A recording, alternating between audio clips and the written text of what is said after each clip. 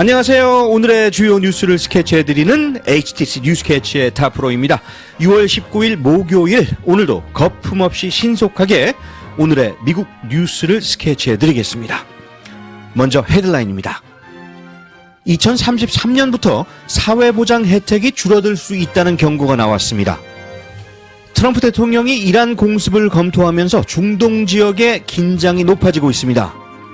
공화당이 상속세 면제 기준을 확대해 부자들의 세금 부담을 줄이려 하고 있습니다. 공화당이 메디케이드 예산을 크게 줄이는 방안을 추진하며 의료 공백 우려가 커지고 있습니다. 연준이 금리를 동결한 가운데 트럼프는 인하를 압박하고 있습니다. 세금 법안이 석유업계엔 혜택을 주고 친환경 예산은 줄며 논란이 일고 있습니다. 한국, 미국, 일본이 전투기 훈련을 실시하며 북한 대응 안보 협력을 강화했습니다. 미국 태생 아시아계 노년층의 건강 지표가 정체돼 더 이상 가장 건강한 집단이 아니라는 연구 결과가 나왔습니다. 바닥에 앉았다 일어나는 능력으로 건강과 수명을 예측할 수 있다는 연구가 나왔습니다. 지금까지 오늘의 헤드라인이었습니다. 오늘도 뉴스캐치를 찾아주셔서 감사드립니다. 오늘 첫 소식입니다. 사회보장연금과 메디케어 신탁기금이 예상보다 훨씬 빠르게 고갈될 것이라는 보고서가 나왔습니다. 이하람 기자, 이번 발표의 핵심 내용부터 전해주시죠. 미 재무부 등 정부 기관들이 공동 발표한 이번 보고서에 따르면 사회보장기금은 2033년에 메디케어 병원 보험기금은 같은 해에 바닥날 것으로 전망됐습니다. 이는 지난해보다 각각 2년, 3년 앞당겨진 수치입니다. 기금이 고갈될 경우 사회보장 혜택은 23%, 메디케어 병원비 지원은 11% 줄어들게 됩니다. 고갈 원인은 어디에 있다고 보고 있나요? 여러 가지가 복합적으로 작용했습니다. 첫째는 고령 인구 증가로 인해 수혜자는 늘고 있지만 이를 부담할 노동 인구는 줄고 있다는 구조적인 문제입니다. 여기에 바이든 행정부 말기에 통과된 공무원 연금 조정법이 300만 명 이상의 수혜자 급여를 인상하면서 고갈 시점을 앞당겼다는 분석도 있습니다. 그렇다면 이 문제를 해결하려면 어떤 조치가 필요한가요? 전문가들은 법 개정을 통한 구조적 개편 없이는 막을 수 없는 상황이라고 말합니다. 대표적인 방안으로는 고소득자에 대한 추가 과세, 현재 17만 600달러인 과세 상한선 인상, 혹은 급여 자체를 조정하는 방식 등이 거론되고 있습니다. 하지만 정치권의 갈등과 부담으로 인해 구체적 논의는 진전되지 않고 있습니다. 보고서에서 언급된 인구 구조 변화도 영향을 주는 요소라고 하던데요? 그렇습니다. 출산율이 낮고 예상보다 더디게 회복될 것으로 보인다는 점도 신탁기금의 장기 전망을 악화시켰습니다. 보고서는 출산율이 여성 1인당 1.6명에서 1.9명으로 회복될 것이라 예측했지만 그 시점을 2040년에서 2050년으로 늦췄습니다. 이 기간 동안 노동인구 유입이 제한되면서 재정 부담이 더 커질 것으로 보입니다. 이민자 감소도 사회보장 재정에 영향을 준다는 지적이 있죠? 맞습니다. 이민자들은 일반적으로 프로그램에 비해 더 많은 세금을 내고 적은 혜택을 받기 때문에 이민 감소는 재정 안정성에 악영향을 미칩니다. 보고서에선 특히 이민 억제 정책이 출산율 회복에까지 영향을 줄 수 있다는 지적이 담겼습니다. 이런 예측에 따라 조기 수령을 고민하는 사람들이 늘고 있다는 얘기도 있던데요. 최근 앨런 머스크가 축소한 사회보장국 인력 감축 여파로 고객 서비스 혼선이 발생하면서 불안감을 느낀 일부 국민들이 조기 연금 수령에 나서고 있습니다. 전문가들은 여전히 기다리는 것이 유리하다고 조언하지만 불안감의 조기 수령을 선택하는 사례가 늘고 있는 상황입니다. HTC 뉴스캐치 이하람이었습니다. 트럼프 대통령이 이란의 핵시설에 대한 군사 개입을 검토 중인 가운데 이란 최고 지도자 하메네이는 전면전을 불사하겠다는 강경 메시지를 내놨습니다. 유미정 기자, 지금 어떤 상황인가요? 이란의 아야톨라 하메네이는 소셜미디어를 통해 트럼프 대통령의 위협을 일축하며 우리는 결코 항복하지 않을 것이며 미국의 개입은 되돌릴 수 없는 피해를 초래할 것이라고 경고했습니다. 그는 TV 연설에서도 이 같은 입장을 거듭 강조했습니다. 이런 가운데 이스라엘과 이란의 무력 충돌도 계속되고 있다죠. 이스라엘은 테헤란을 포함해 이란 전역을 공습하며 6일째 공세를 이어가고 있습니다. 이스라엘은 테헤란을 포함해 이란 전역을 공습하며 6일째 공세를 이어가고 있습니다. 특히 나탄즈와 이스파한, 포르도 등 핵 관련 시설이 직접적인 타격을 받았는데요. 이란도 이에 맞서 극초음속 미사일 파타이-1을 처음으로 사용하며 강력히 대응하고 있습니다. 이번에 공격받은 핵시설들은 어떤 곳인가요?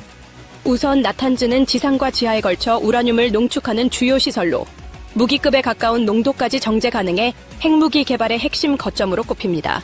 이스라엘의 공습으로 나탄즈 지하시설 일부가 심각하게 손상됐고 방사능과 화학물질 유출도 보고됐습니다. 그렇다면 포르도 시설은 어떤 특징을 가졌습니까? 포르도는 수도 테헤란 남쪽 깊은 산속에 매설된 지하시설로 지하 수백 미터에 위치해 일반적인 공습으로는 파괴가 어려운 구조입니다. 미국 공군만이 투입 가능한 벙커버스터 GBU-57 MOP 폭탄이 필요하다는 평가가 나옵니다. 실제 미국이 개입할 경우 가장 우선 공격 대상이 될 가능성이 큽니다. 그렇다면 미국이 보유한 그 벙커버스터는 어떤 무기인가요? MOP 폭탄은 무게만 3,9,000파운드에 달하며 지하 200피트 이상을 뚫고 내부에서 폭발합니다. 오직 B2 스텔스 폭격기만이 운반할 수 있고 이미 여러 차례 시험 운용됐습니다. 정밀 유도 시스템이 탑재돼 내부 구조에 맞춰 최적의 시점에 폭발하게 설계되어 있습니다. 이 같은 핵시설 타격이 실제 방사능 유출 같은 사고로 이어질 가능성은 어떻게 보나요? 전문가들은 핵농축 시설보다는 부쉐르 같은 원자로가 공격받을 경우가 훨씬 위험하다고 경고합니다. 특히 냉각수와 결합해 생성되는 플루오린산 같은 유독가스는 주변 지역에 단기적인 큰 피해를 줄 수 있습니다. 반면 지하 농축 시설은 폭발 후 가스가 외부로 퍼질 가능성은 비교적 낮다고 분석됩니다. 이란이 추가로 건설하겠다고 밝힌 제3의 농축시설도 이번 긴장을 고조시키는 요건 아닐까요? IAEA가 이란의 핵 확산 금지 조약 위반을 처음으로 공식 경고한 직후 이란은 세 번째 농축시설 건설 계획을 밝혔습니다. 이는 명백한 도발로 받아들여지며 이스라엘과 미국의 군사 대응 명분으로 작용할 수 있습니다. 정치적으로도 트럼프 대통령은 어려운 결정을 앞두고 있는 듯합니다. 트럼프 대통령의 지지 기반에서도 군사 개입을 두고 의견이 갈리고 있습니다. 스티브 배넌, 터커 칼슨 같은 강성 지지자들조차 이번 개입은 재선 전략에 악영향을 줄 수 있다고 공개적으로 반대하고 있습니다. 하지만 린지 그레이엄 등 공화당 내 강경파는 이란 정권 붕괴를 위한 군사적 행동이 필요하다고 주장합니다. 트럼프 대통령 본인은 어떤 입장을 보이고 있나요? 트럼프 대통령은 공식적으로 결정하지 않았다는 입장을 반복하고 있지만 군사 옵션은 분명히 테이블 위에 올려져 있습니다. 다만 내부적으로는 자신이 오랜 기간 강조해온 전쟁 회피 기조와 충돌하는 점 때문에 신중한 태도를 보이고 있다는 분석입니다. HTC 뉴스캐치 유미정이었습니다. 공화당이 상속세 면세 한도를 영구적으로 확대하는 법안을 추진하고 있습니다.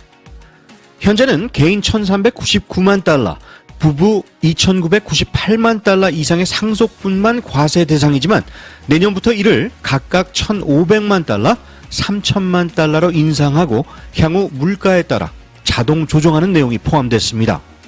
이는 이미 소수만 해당되던 상속세 대상자를 더욱 줄이며 사실상 세금 없는 부의 대물림을 용인하겠다는 의도로 해석됩니다.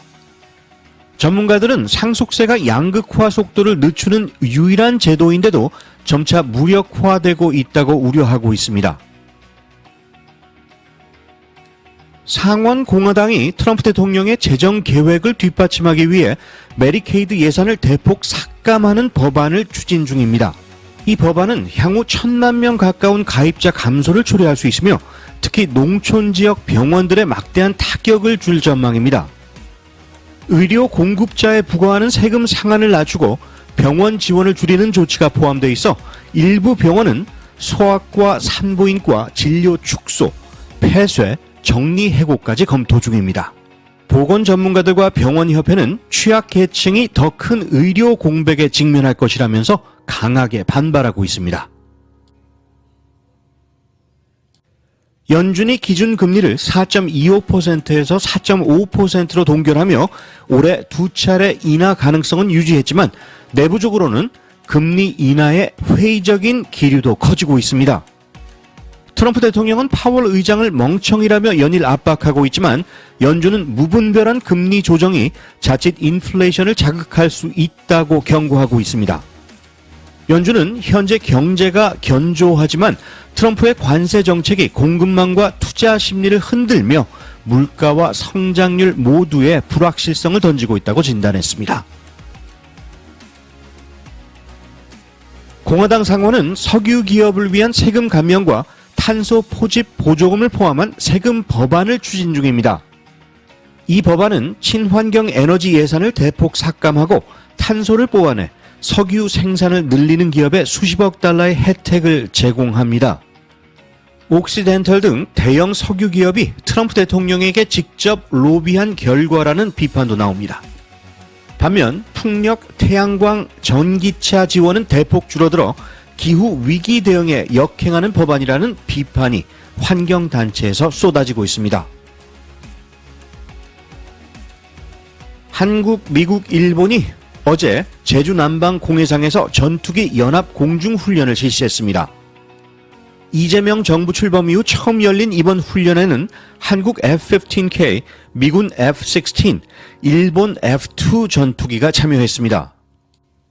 북한의 핵미사일 위협 억제를 위한 3국 간 안보 협력을 강화하려는 의도로 약 5개월 만에 열린 훈련입니다. 이번에는 미국의 전략 폭격기 없이 전투기 위주로 진행됐다는 점도 주목됩니다. 공군은 앞으로도 정기적인 한미일 연합훈련을 지속해 나가겠다고 밝혔습니다.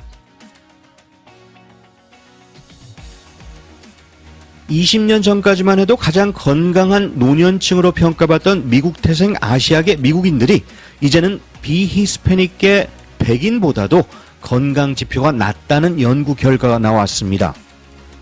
Gerontology 저널에 실린 이번 연구에 따르면 50세 이상 아시아계의 장애율은 2005년 이후 약 20년간 5.5%로 변함없이 정체된 반면 다른 인종들의 장애물은 모두 하락했습니다.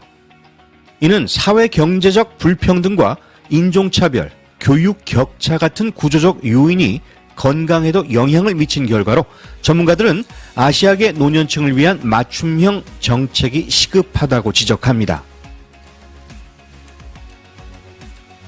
새 연구에 따르면 바닥에 손이나 무릎에 도움 없이 앉고 일어나는 앉았다 일어나기 테스트 점수가 낮을수록 향후 10년 내 사망 위험이 최대 6배 높아진다고 합니다. 이 테스트는 유연성, 균형 감각, 근력 등 전반적인 신체 기능을 동시에 측정합니다. 연구팀은 4,200명 이상을 추적해 낮은 점수자일수록 심장질환이나 암으로 인한 사망률이 높다는 사실을 확인했습니다. 전문가들은 이 간단한 테스트가 건강 경고등이 될 수 있으며 점수가 낮다면 운동 습관 개선이 필요하다고 강조합니다. 매일 1%의 차이가 3개월을 넘기면 100%의 차이를 만든다고 합니다. 오늘 1%의 차이를 만드시는 게 어떻겠습니까? 스케치 오늘 소식은 여기까지입니다. 좋은 하루 되시기 바랍니다. 진행의 탑프로였습니다.